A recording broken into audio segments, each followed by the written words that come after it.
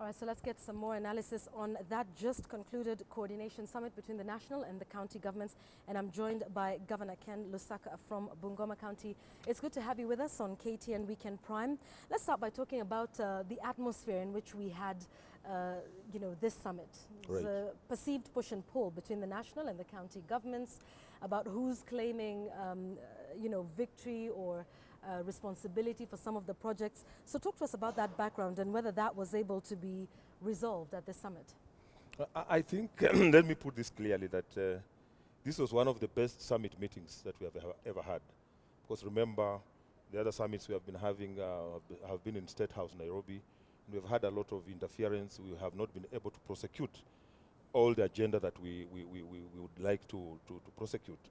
So we proposed to the president, and he accepted as the chair of the summit, that we want to have it in an exclusive place, somewhere where we can then have 2 days to deliberate on most of the issues that we were facing as a council, as a county government and the national governments. And remember, the summit is the apex of the intergovernmental relations as we interact. So I think coming from that particular summit, I can confirm that it was one of the best. And some of the resolutions that we arrived at are resolutions that are going to see both the national government and the county government make a lot of progress. One of the resolutions, of course, is what the Deputy President has just talked about today, that we agreed that 50% of the budget on travel and allowances is going to be slashed. Mm-hmm. And I think that's a very good move, because remember that when it came to the agenda of shareable revenue, mm-hmm. there was a lot of tug of war, there was a lot of hustling. Of course, the CRA had proposed 35%. Mm-hmm. The COG, the Council of Governors, had proposed 42%, mm-hmm. and Treasury had proposed 31%, which was even a drop from the 33% that we had received this financial year. Uh-huh. So as a result of that, a committee was formed to try and harmonize. And we came out clearly and said that the national government has been borrowing a lot of money, mm-hmm. To finance a lot of the operations. Right. And we say that the borrowing is not the way to go.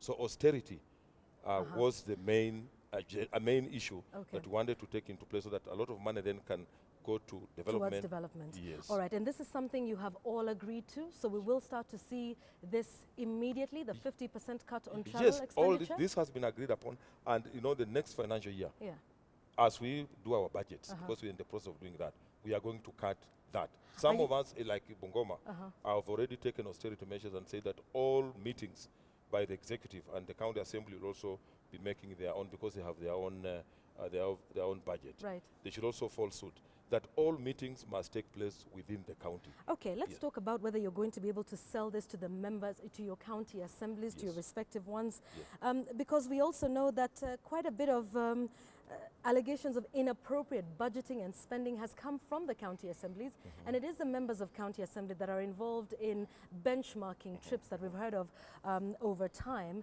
Is this something you think the county assembly is going to pass through? Because it's one thing to make a resolution with the president, it's another to actually pass this at the county assembly. What we are going to tell our county assembly members, this is an issue that we must all confront. And when we were at the summit, it became apparent, unless we want to take this country to the dogs. And I believe that members of the county assembly belong to this country. They understand the difficulties that we are going through and the mistakes that we have committed. Maybe as a result of maybe omission or commission having been new, because there were no MCAs, there were no governors. This is something that we must correct for the sake of this country. So we are going to tell them that, look, we cannot continue the way we are continuing. Okay. And we're hoping that they're going to see why it is important that we cut down on this, because Wananchi, as we speak now, want to see more development. And Wananchi have been very critical about these the trips and the benchmarking. Right. Maybe this may have been caused by a lot of excitement, because as we came in and the MCS also came in, but I think the reality is beginning to dawn. Okay. That people are now challenging us and saying, what is it that you are doing apart from maybe making trips, and people are not seeing maybe... So focusing more on development. Yeah. How binding is this with all county governments, considering 33 governors were present, 16 we understand were absent with apology? Yes. However, we understand some of them intentionally snubbed this coordinating summit. So is this something that is binding with all this is binding. county governments? We were quorum. And the governors who are there, you know, if you don't attend a meeting with an apology, that's accepted in a meeting. And the governors who are not there, like Bomet, Governor Isaac Ruto had a by-election. Professor Kibuda Kibwana also had a by-election. Godana, for the governor Isiolo, was sick with an apology. Andathi was out of the country. Ragwa for Tharaka Nithi was out of the country. And Kashagwa and Nderitu Nyeri was out of the country. Chepkonyo was representing the chairman in a UN meeting in Gigiri. We had Kilifi, there's a by-election. Turkana was also handling another matter. And the apologies were conveyed. And in a meeting, when you convey your apologies and they are recorded, you are deemed to have been present, and therefore, whatever we agreed upon is going to be binding. All right, let's talk about, like we mentioned at the start of this discussion, the push and pull between county governments and the national government. You know, the Director of Presidential Delivery Unit Nzioka Waita raised two issues, the Nyandara Wind Power Project, the Meru Solar Power Project. We've seen what happened when the President went to Mombasa and, you know, launched the lighting project in Mombasa. And the county governor there saying, you know, I mean, the President is coming in to take credit for projects that are basically at the county level. And this seems to be the new battleground, especially as we're going into elections. Was this at any point resolved, and is this the new war that we should prepare to see between the two? I don't think it's going to be a new war. All that needs to be done is harmonization. And I think it's an important point that was raised. And this has also been happening because we have projects that the county governments are undertaking. Take, for example, roads. You do a road, CDF also does a road, the same road, and therefore the issue of signage is important so that we know if the county government has done, say, a Class D road, we should be able to clearly indicate that this has been done by the county government. Would there be any mistake or anything wrong with the President coming to launch a project that has been initiated by the county government? There's no mistake. In fact, what I was saying, that project is taking place in Kenya. It's not in Uganda, it's not in Tanzania. And for example, if I've done a good project, like I've tarmacked my roads in the, say, Kimilili or Bungoma town, I would invite the President anytime to come and launch them, so long as it's clear that this is a project that has been done by the county government. But the most important thing is that we must avoid duplication, because that can also be an avenue of corruption, where you find that a road is being claimed to have been done by the county government, CDF is claiming the same, KERA is claiming the same, and reporting maybe to different places. So that needs to be harmonized. Like, for example, if we have done streetlights in Bungoma town, or Kimilili, or Bumula, or some of those towns, or any other town in this country, it should be clearly indicated this has been done by the county government of Bungoma, and we're inviting the head of state to come and launch it, so that it's clear. And I don't think that we should really be quarreling over what project has been done where by who. Okay. So long as it's clear, and I don't think it should be a battleground where we are fighting. Because at the end of the day, Mwananchi wants a road. Mwananchi wants streetlights. The issue of who has done it, these are just, you know, things that are playing out at our level. Absolutely. I'd like to talk about corruption because, you know, there's a sense in which, for most Kenyans, this has been devolved to the county level. Waste, inappropriate budget and spending. Several governors are under investigation for graft.